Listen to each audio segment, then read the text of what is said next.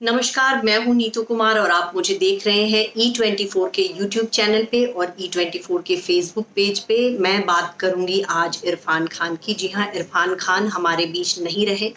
बहुत ही मशहूर, बहुत ही टैलेंटेड और दिग्गज एक्टर रहे हैं बॉलीवुड के।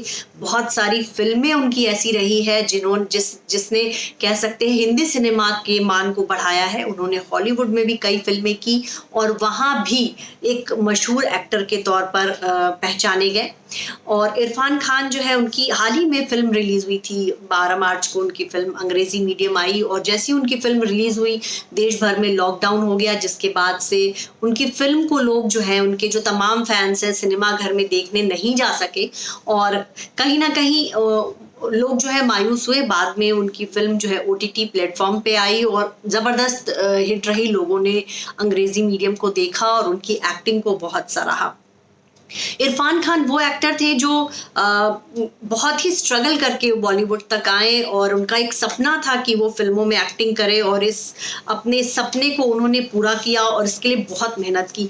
मिडिल क्लास फैमिली से थे, परिवार के लोग जो है उनको चाहते थे कि वो टीचिंग के प्रोफ़ेशन में आएँ और पठान फैमिली से थे और बचपन से ही इरफान जो है उनके घर में सब लोग नॉनवेज खाते थे, वो शाकाहारी खाते थे और राजस्थान में जो है थोड़ा बहुत शिकार का ट्रेडिशन था। उनके पिता उनको शिकार पे ले जाया करते थे और वहाँ वो विरोध किया करते थे कि प्लीज़ आप निर्दोष जानवरों को ना मारिए और कभी भी घर में नॉनवेज बनता था तो वो नहीं खाते थे।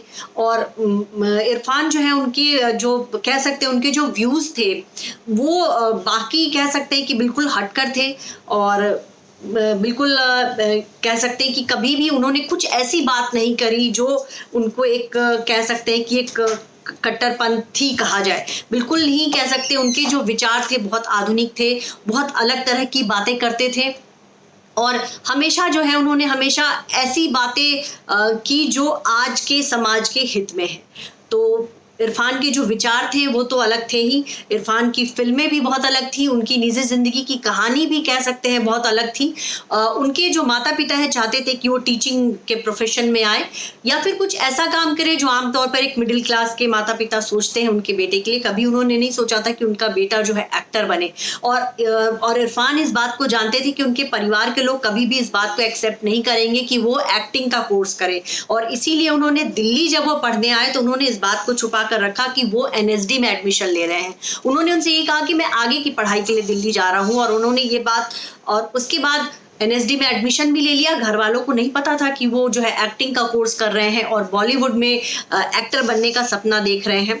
लेकिन कह सकते हैं कि इरफान ने उसी दौरान जो है उनके पिता का निधन हो गया और फिर परिवार के ऊपर आर्थिक संकट आ गया और किसी तरह इरफान ने परिवार के साथ-साथ अपने एक्टिंग करियर को भी बरकरार रखा और इन सब में उनकी जो मदद उनकी वाइफ सुतपा सिकदर ने की थी। सुतपा भी जो है वो उनके साथ एनएसडी में पढ़ा करती थी, दोनों सहपाठी थे और उस दौरान उन्होंने इरफान की काफ़ी मदद की और कह सकते हैं कि एक तरह से इरफान की जो शक्ति है वो सुतपा रही और उनके 2 बेटे हैं हुए बाबिल और अयान। 1995 में इरफान और सुतपा ने शादी की थी। दोनों के धर्म अलग थे लेकिन दोनों के बीच प्यार इतना था कि इन दोनों को धर्म की दीवार को तोड़कर इन दोनों ने शादी की और सुतपा जो है स्क्रिप्ट राइटिंग का काम करती हैं। वहीं इरफान जो है बॉलीवुड के कहते हैं उम्दा एक्टर्स में से एक थे। आए दिन जो है वो फ़िल्मों के चाहे वो स्क्रीनिंग हो या फिर बॉलीवुड की कोई पार्टी हो, हमेशा अपनी वाइफ के साथ दिखाई देते थे।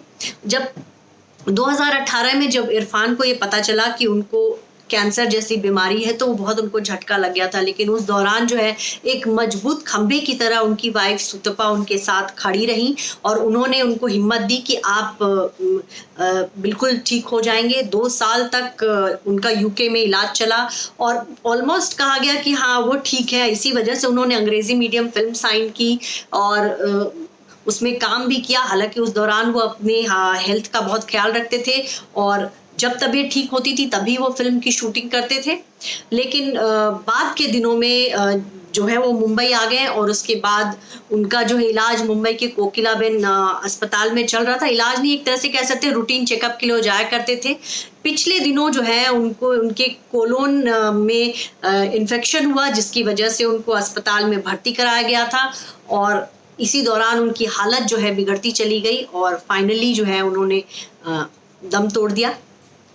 मुंबई के बरसोवा इलाके के कब्रिस्तान में उनका अंतिम संस्कार हुआ, जहां उनको दफनाया गया है और परिवार के 20 लोगों को बस अंदर जाने की इजाज़त दी गई। परिवार के जो बहुत करीबी लोग थे वही जा सके। इसके अलावा हम आपको ये बता दें कि मीडिया भी अंदर नहीं गई और सीधे अस्पताल से उनके पार्थिव शरीर को जो है कब्रिस्तान ले जाया गया और वहाँ पे हमेशा के लिए कह सकते हैं इरफान जो है चिरनिंदा में सो गए। लेकिन उनकी फिल्में, उनके तमाम किरदार जो है हमेशा उनके फैंस के जेहन में रहेंगी।